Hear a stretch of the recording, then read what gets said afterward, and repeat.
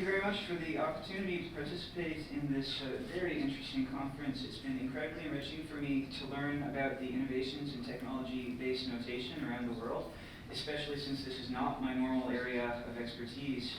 I'm going to begin by talking a bit about the historical and philosophical framework of the type of notation that I'll be discussing today, and then move to some of my own notational practices as a composer.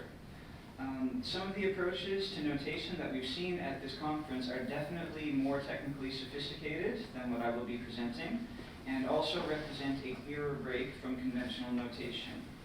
But I believe that there are advantages and disadvantages to many approaches to music notation. And I have sought in my own practice to combine some of the established advantages of conventional notation with some of the new advantages offered by projection and animation. The conventional model of production in Western art music keeps the composer at a mysterious difference. Neither she herself nor the object that she directly produces, the score, is typically encountered by the audience during performance. Although the composer is considered the author of the work, the most immediate fruit of her labor is taken to be curiously external to the work itself, except in the score's heuristic role of teaching the performer how to mediate the work to the audience. The composer is a kind of shadow puppeteer, the contortions of whose hands are valued as a means to the end of the projected shadow image, but not as aesthetic ends in themselves. It matters what the score looks like, of course, but only insofar as its appearance affects the clarity of instruction to the performer, who in turn delivers the work to the audience through the medium of sound. That the audience does not see the score in performance is assumed not to impoverish their experience of the work, for a successful performance will have transmitted through sound everything essential about the work anyway. The underlying principle is that music exists within the singular modality of the auditory domain, and the score, while necessary as a vehicle for the creation or transmission of the work, is fundamentally distinct from the work itself, a subservient pragmatic entity that is aesthetically inessential. CIRRMT expressed such a conception by comparing the score to the map and musical sound to the lie of the land, as did Brian Ferneyhough, in stating that the measure of musical notation is its adequacy in specifying sounds. Some authors have distinguished between descriptive notation, which conveys information about musical sound, and prescriptive notation, which conveys information about methods of sound production. But both notational concepts ultimately assume sound to be the essence and telos of the musical work, with the score serving a supporting didactic role. The putative ontological divide between score and work is inconsistent with the practices of some composers in the late 20th and early 21st century, including many who are here. These practices find precedence in the works of much earlier composers, such as Concordia, in which the visual layout of the score introduces another layer of artistic significance to the work. The shapes and symbols in scores such as George Crumb's Macrocosmos are clearly artistic elements in and of themselves, not aesthetically inert instructions for sound production. The visual appearance of such scores conveys information, ideas, and aesthetic effects difficult or impossible to communicate through sound alone. And as such, one could argue that an experience of these works that does not involve seeing the score is incomplete. They force us to either dismiss the visual elements as inessential to the musical work on the grounds that they do not reside in the auditory modality, or to adopt a multimodal concept of musical works that no longer assumes that everything essential is transmitted through sound. I would like to make a case for the latter position. I contend that the score is not, or at least does not have to be, merely an elaborate sonic recipe, an externality in the service of the work proper. The appearance of the score can be an essential artistic constituent of the work, an aesthetic deliverance in its own right, a symbiotic visual counterpart that can clarify, recontextualize, enrich, and reinforce the concepts presented through musical sound. In his Oxford Music Online entry, Thurston Dart describes Augenmusik, or eye music, as musical notation with a symbolic meaning that is apparent to the eye but not to the ear, and stipulates that since its effects are derived from notation, it is the concern of composers and performers rather than listeners. though as we have seen many times at this conference, the many evolving practices involving score projection and audience interactivity have begun to involve listeners as well. Dart goes on to distinguish two simultaneous interpretations derived by performers of Augen music, one symbolic and the other purely musical. But as Kat Hope suggested in her excellent keynote address, the question should not be, is it music, but is it interesting? And as David Kim Boyle has written, there are many instances of works in which the score's visual appearance is of primary formal importance and is invested with aesthetic and musical significance. In such cases, I believe the question of what in the work is purely musical and what is not becomes strained and academic, and the distinction between score and work may begin to dissolve. Related to Augen music, but not exactly the same, is graphical notation, whose visual elements map more directly onto the sonic realization. A good example is provided by New York-based composer Tyler Gilmore's electronic realization of Cornelius Cardews trees, and we'll just see a little example.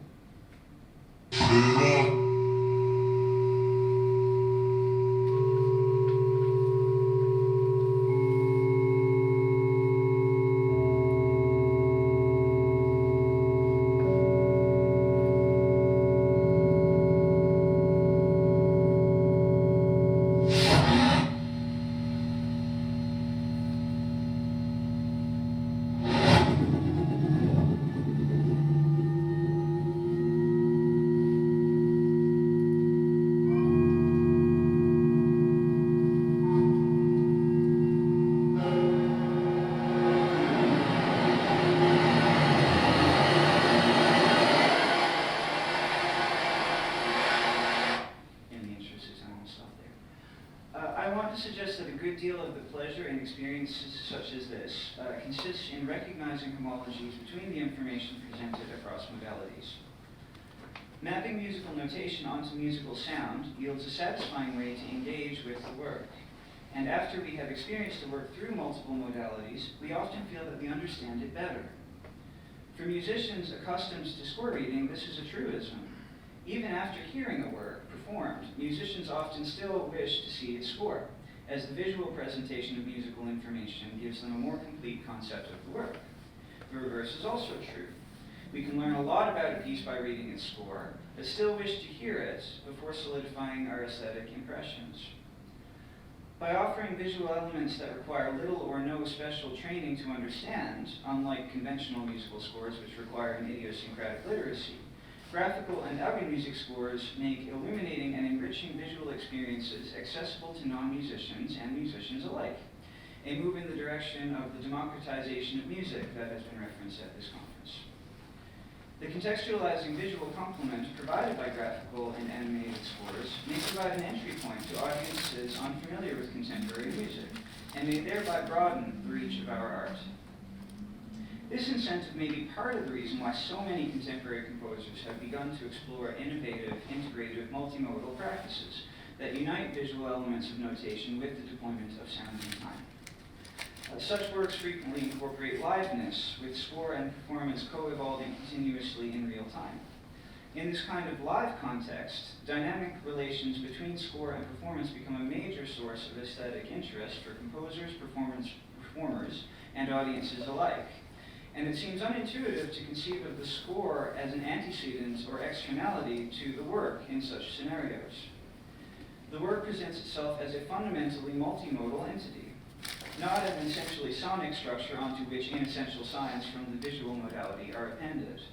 And this is why I want to consider the distinction between score and work in such cases as a frontière imaginaire. In this spirit, my own artistic work has gravitated towards multimodal integration and diminished boundaries between score and work, with notation that replaces default linear presentation with geometric, flowchart-like aleatoric notation that more accurately represents the organizational logic of the music. Geometrical notation is used to represent musical form rather than content, to the extent that these things can be separated from one another. In particular, I have tried to address the projection of open form. Can notation become a tool to help the audience appreciate dynamic formal unfolding? which has been commonplace in musical practice for decades, but can still be notoriously difficult to convey to the audience. I continue to employ elements of conventional notation because there are some things, notably specific pitch structures, that it captures reasonably well. And I feel that in some cases it is still desirable to be able to specify those structures.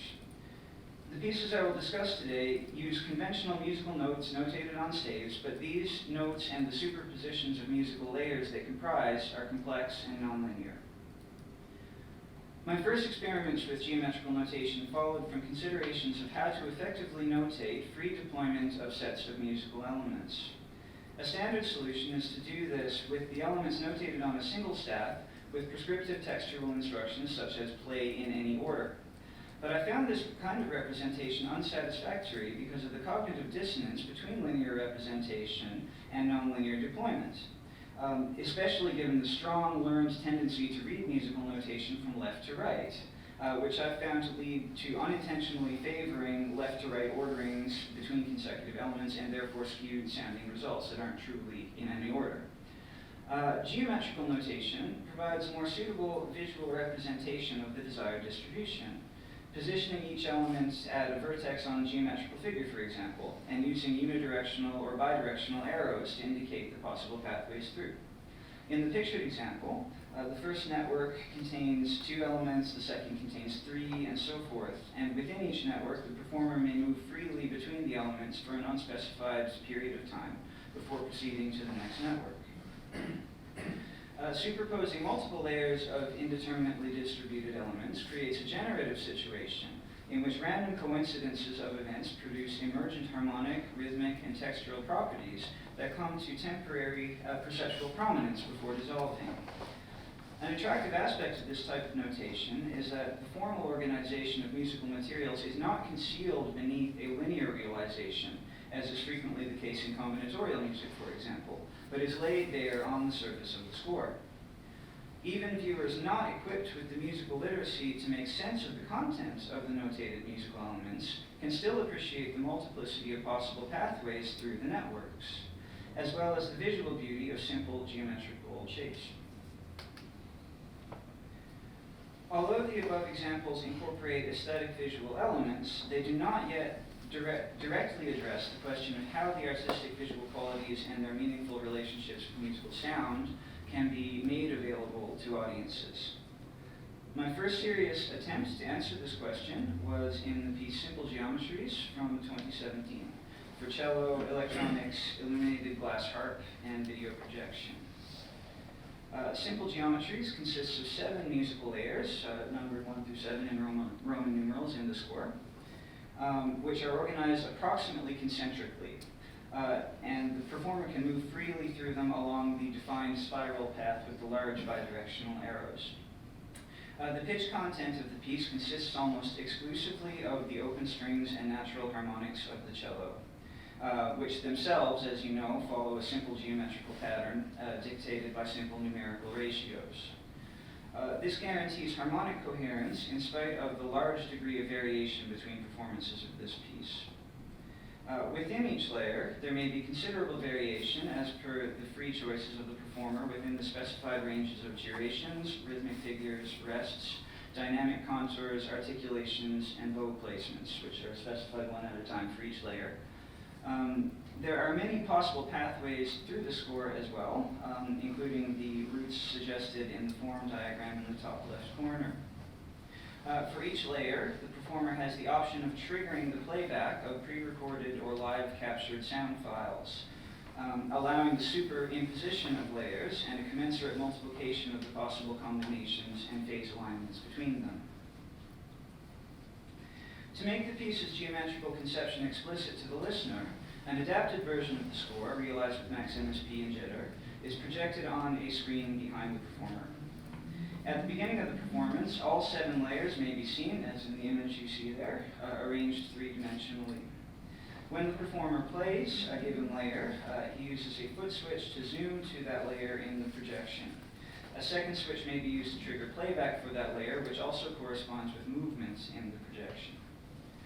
It is likely that sound alone would fail to convey the relatively simple layered organization of the piece, But the visual appearance of the score, especially when animated by motion corresponding to the activation of layers, makes the musical organization much clearer, I think. The sounds and dynamic projected score are equally important to the aesthetic of the piece, and it is only when both modalities and the analogies between them are perceived that the work may be considered complete. And we'll just play a couple of minutes of it for you now. I should specify, this is partway through the performance. We're starting a couple minutes in. Oh, sorry.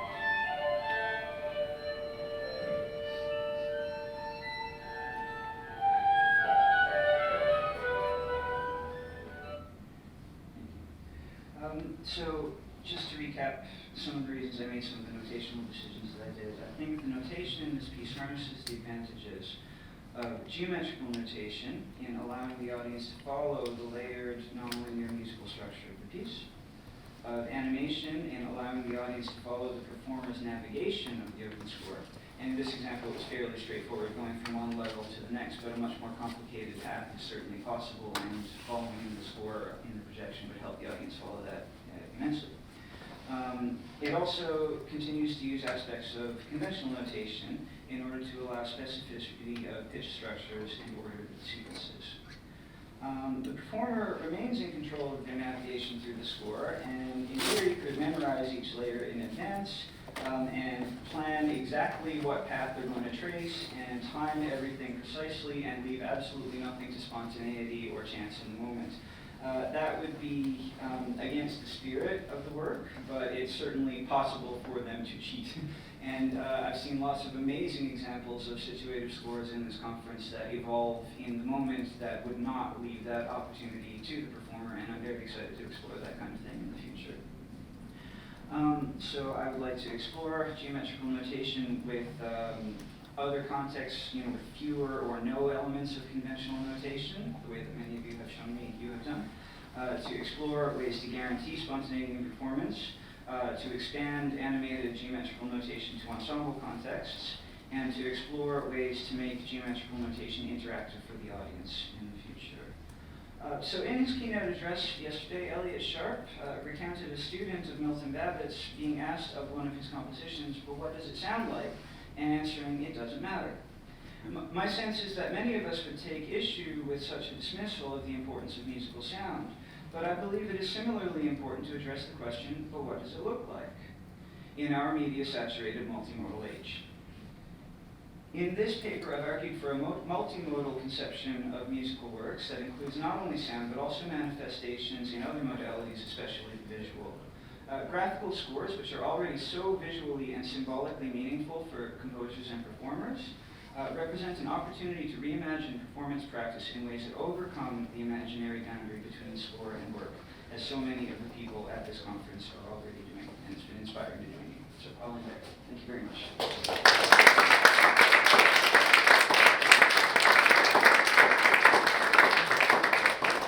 Thank you, Jason, for this inspiring presentation. I have a question myself. I was thinking during your presentation about the role of anticipation.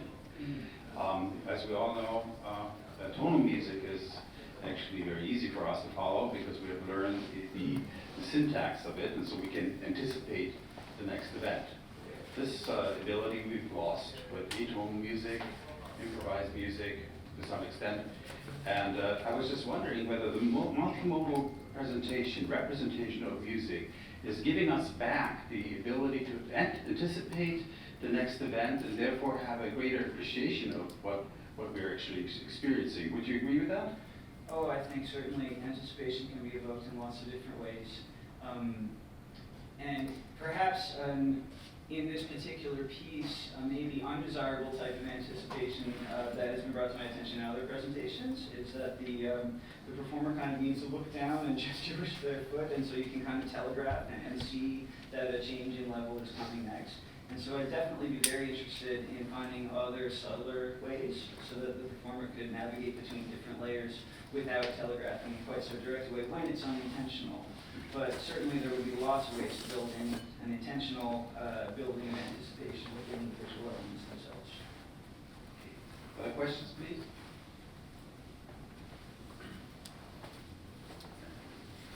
Thank you very much for this presentation. I have a question though with the audience seeing the work, and that's something that I'm asking myself all the time, whether I want the audience to see the score or not, because in seeing we're entering another realm of signification, right? So visual codes are different from auditory codes, and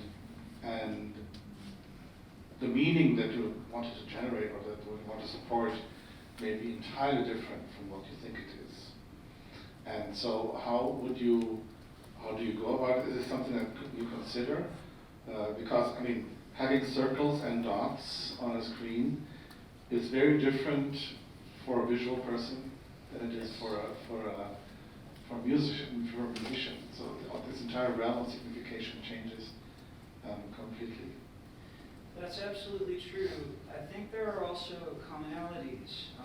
In this particular case, and in lots of my pieces actually, it's these, a group of 7 elements overlaid on a group of 5 elements, for example, and all the possible pathways through them, which are there in the sound if you know what you're listening for, and also there in the geometrical representation if you know what you're looking for.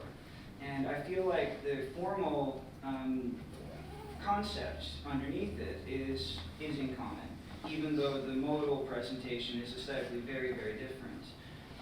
And I think and I hope that by giving people both of those channels in, it's more revealing of the underlying musical logic than either would be independently. But in particular, the problem of how to get the concept of open form across to an audience is something I've thought about a lot. I'm not sure that the audience is always experiencing it very differently. They still just get sounds deployed in time. They don't really know the free movement within the formal sections of the piece that's actually happening on stage. And so there's an example of something, but I'm not sure, for all the brilliant musical sonic realizations of open form that there have been, I'm not sure that the concept of it gets across through the music very easily. And I hope that by complementing it with a mobile animated visual analog, that it would give people a way into that way of musical.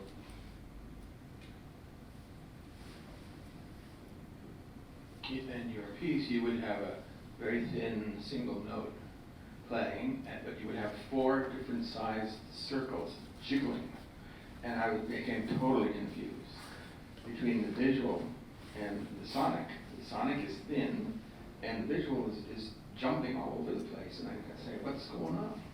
What's the link? Right. Well, I agree. The plan is to do another recording with a little bit of a fuller realization of the 4 different levels, because they are distinct in terms of their pitch content, their dynamic and rhythmic profiles, and which of the glasses in the glass harp are part of the recording. So the particular realization that we have is very sparse, and you're right, it's not super clear which one is producing the sounds that you're hearing. I think if we were to start from the beginning and see them one at a time enter, it would be clearer. Because where we entered at layer 4, we had already been through the process of activating them, and so it wasn't immediately clear in this presentation that it was 4 distinct layers. But in a full performance, and a piece like this with an open form and a meditative, extended kind of temporality can go on for quite some time. So I only had time here to show a very short excerpt. I think if we were to follow the process through from the beginning, it would be clear, but point well taken. And they were also all jiggling at the same rate, all 4 circles. Right. And I couldn't make any connection to what I was hearing. Right. And That's a good point. We did not program the patch to have different rates of movements. They were all just on or off. So that's a good point. We could do more with that. Thank you. Thank you, Jason.